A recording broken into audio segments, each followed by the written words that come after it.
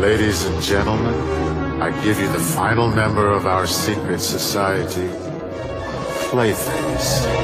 Alright, Holly Molly fam, hold on to your popcorn because the DCU just got its creepiest upgrade yet. James Gunn's universe is officially unleashing Clayface, and the latest set photos show a villain who looks straight out of a horror flick. I'm talking melting skin, grotesque prosthetics, and a transformation that'll make you check twice under your bed tonight. DC isn't playing around anymore, so here's what happened. Photos of actor Tom Rhys Harries in full Clayface mode hit the internet, and let me tell you, this is not the smooth-talking shapeshifter you might remember from the animated series. Nope, this Clayface is pure nightmare fuel, a living, breathing body of collapsing clay, captured with practical prosthetics that stretch, sag, and ooze like a monster straight out of a 1980s horror classic. Fans online instantly compared it to the Fly and classic Cronenberg body horror, and honestly, they're not wrong. Instead of going the CGI-heavy route, it looks like Gunn and his team are leaning hard into physical effects that make Clayface feel disturbingly real. That decision already sets the tone. This isn't just a comic book villain, this is an experience. Now, why is this such a big deal? Because Clayface isn't just another DC baddie. He's a tragic figure. In the comics, Basil Karlo, Matt Hagen, or Preston Payne, depending on which version you're pulling from, starts out as a man whose life goes completely sideways after exposure to experimental chemicals or shape-shifting formulas. His gift becomes his curse, as he literally loses his human form, trapped in a body of living clay. That tragic angle is important because Gunn has been clear about how he's building the DCU. Villains aren't just mustache-twirling monsters. They're complex, layered characters. With Clayface, we're looking at a villain who could actually be sympathetic, a man who wanted power, or maybe just survival, and instead became something hideous. That opens the door for storytelling that's not just scary, but heartbreaking. Clayface's solo story isn't happening in a vacuum. It's slotted into the DCU's Gods and Monsters chapter, sandwiched right after Supergirl, Woman of Tomorrow in June 2026, and before Superman, Man of Tomorrow in July 2027. That means Clayface isn't just a standalone horror flick. It's part of the grand tapestry Gunn is weaving. Think about it. We've already got cosmic-scale heroes, legacy characters, and bright, hopeful stories like Superman. So why drop a body horror Clayface in the middle? Because it shows the range Gunn promised. The DCU isn't going to be one flavor. It's going to swing between mythic optimism and terrifying darkness. Clayface represents the monsters side of Gods and Monsters. Now, here's where the speculation kicks in. Some fans think Clayface's introduction isn't just about him, it's about the bigger chessboard. In the comics, Clayface has crossed paths with Batman more times than we can count. So could this movie be laying the groundwork for Batman's eventual DCU debut in The Brave and the Bold? Introduce Clayface here. Others believe this Clayface could tie into supernatural element, especially with Gunn teasing darker corners of the DCU like Swamp Thing and Creature Commandos. If Clayface's transformation is tied to experimental science gone wrong, it might even open doors to bigger threats like LexCorp experiments, or even Amanda Waller's shady operations. Basically, Clayface could be the thread that ties together the science and horror halves of the DCU. What if Clayface isn't just a villain, but becomes a stand-in for a tragic hero? Imagine a film where you actually sympathize with him. Gunn has said repeatedly that not every DCU project makes it past the script phase. Projects get cancelled if the story doesn't hold up. So the fact that Clayface is happening means Gunn believes in this script. He knows this isn't just shock value, it's an actual story worth telling. And with horror maestro Mike Flanagan attached at one point, you know they're aiming for something atmospheric, tense, and unforgettable. So what does all this mean? It means the DCU isn't afraid to get weird. Clayface is set to deliver horror, tragedy, and spectacle all rolled into one. And if Gunn plays his cards right, this could be the sleeper hit that convinces casual fans the DCU has way more to offer than just Superman and Batman. This is Holly Molly signing off, reminding you that in the DCU, even monsters have stories. Stay spooky, and I'll catch you next time.